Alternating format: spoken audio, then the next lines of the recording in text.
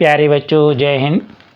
आज हम कक्षा 8वीं सामाजिक विज्ञान में संसाधन एवं विकास अर्थात भूगोल के अध्याय 2 के सभी प्रश्नों के हल देखेंगे। आप स्क्रीनशॉट लेके नोट्स बना सकते हैं। अध्याय 2 भूमि, मृदा, जल, प्राकृतिक वनस्पति और वन्य जीवन संसाधन।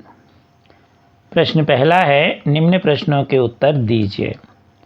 मृदा निर्माण के लिए उत्तरदायी 2 मुख्य जलवायु कारक कौन कौन से हैं? तो मृदा निर्माण में जलवायु, तापमान, वर्षा, अपक्षय, ह्यूमस निर्माण, ये सभी जो है मृदा के दर को प्रभावित करते हैं। तो आप कोई 2 लिखना है आपको, तो तापमान और वर्षण लिख दीजिए। भूमि निम्नीकरण के कोई 2 कारण लिखिए।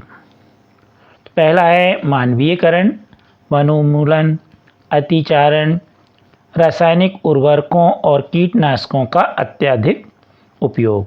तो इन सभी के कारण भूमि का निम्नीकरण हो रहा है। दूसरा है प्राकृतिक कारण, वर्षा दोहन, भूस्खलन, बाढ़, ये सभी भी भूमि निम्नीकरण के कारण हैं। भूमि को महत्वपूर्ण, अगला प्रश्न, संसाधन क्यों माना जाता है? तो भूमि हमारे जीवन का आधार है। इसके बिना हमें आवास, खाना, पानी आदि कुछ भी प्राप्त नहीं होगा। इसलिए भूमि को महत्वपूर्ण संसाधन माना गया है। किन्हीं 2 सोपानों के नाम बताइए जिन्हें सरकार ने पौधों और प्राणियों के संरक्षण के लिए आरंभ किया है। तो जैव मंडल, निश्चय तथा राष्ट्रीय उद्यानों की स्थापना, अवैध शिकार और कटाई आदि पर रोक लगा करके। अगला प्रश्न है, जल संरक्षण के 3 तरीके बताइए।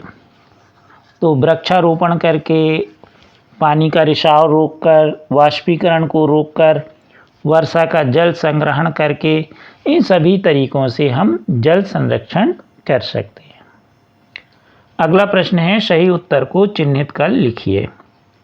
निम्नलिखित में से कौन सा कारक मृदा निर्माण का नहीं है? समय, मृदा का गठन और जैव पदार्थ। तो इसमें है मृदा का गठन, समय और जैव पदार्थ के कारण यह होता है। निम्नलिखित में से कौन सी विधि तीव्र ढालों पर मृदा अपरदन को रोकने के लिए सर्वाधिक उपयुक्त है? रक्षक मेखला, मल्चिंग, वेदिका कृषि। तो इसमें है वेदिका कृषि। अगला प्रश्न है, निम्नलिखित में से कौन सा प्राकृतिक संरक्षण के अनुकूल नहीं है? तो प्रकृति के अनुकूल कौन नहीं है? तो जब आवश्यकता ना हो तो बल्ब को बंद कर देना चाहिए, नल को उपयोग के बाद तुरंत बंद कर देना चाहिए, खरीदारी के बाद पॉलीबैग को नष्ट कर देना चाहिए। तो इसमें आपको कहा गया है कि निम्नलिखित में से कौन सा प्राकृतिक संरक्षण के अनुकूल नहीं है?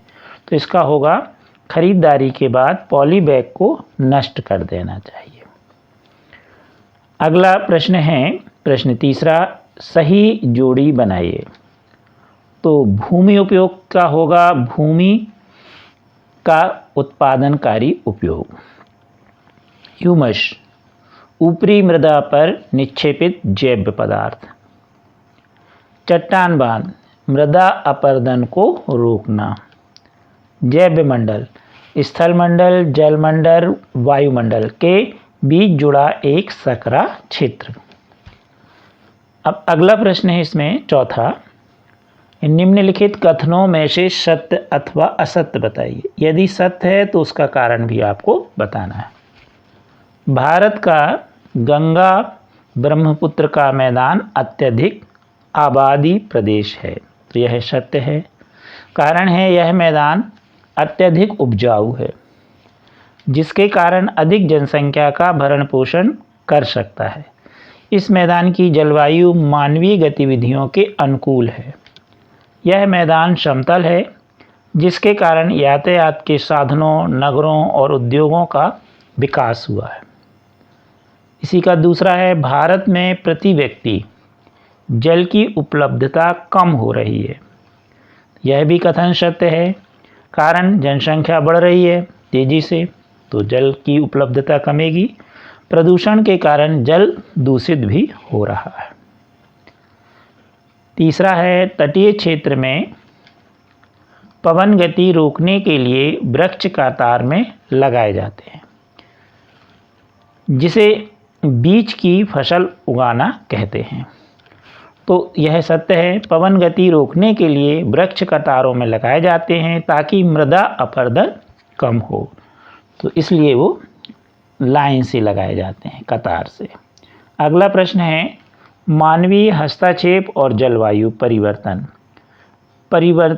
परितंत्र को व्यवस्थित रख सकते हैं। तो यह गलत है। मानवीय हस्तक्षेप और जलवायु परिवर्तन ऐसा नहीं होता है, परितंत्र को यह व्यवस्थित नहीं रखते हैं, इसलिए यह कथन असत्य है। कृपया हमारे चैनल को शेयर सब्सक्राइब अवश्य कीजिए। Thank you.